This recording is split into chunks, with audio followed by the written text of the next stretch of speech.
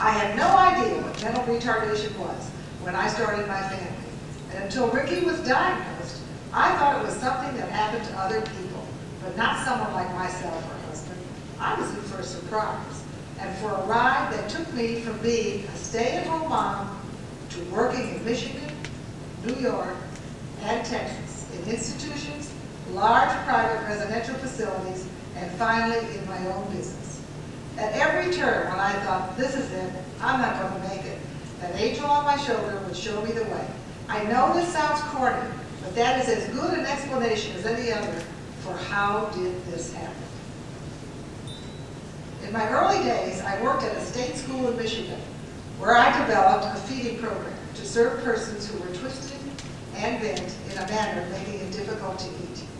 Many of them were dying, as Avery said, of aspirational pneumonia. When we moved to New York some years later, I was hired to continue the feeding program at a state school there. Upon arriving at the school and eager for the job, it became evident that the nursing staff were less than enthusiastic about having a dietitian come in to tell them how to feed their patients. I needed the job, so I knew I had to convince them to give me a chance. I asked the staff to let me feed a resident who had the most difficulty eating. They introduced me to a young man who was so physically compromised that his head was pulled backwards towards his heels. In order to make the point that I had skills which would benefit them, I refused the sheet that they offered to cover me, and I sat determined in my silk dress, high heels and stockings, and I placed the young man on my lap with a pillow under my left arm and a chair next to me, loaded with all of the spoons and napkins, straws, and bottles I used for feeding. The boy ate everything, and not a spot got on my clothes. That never should have happened, but it did.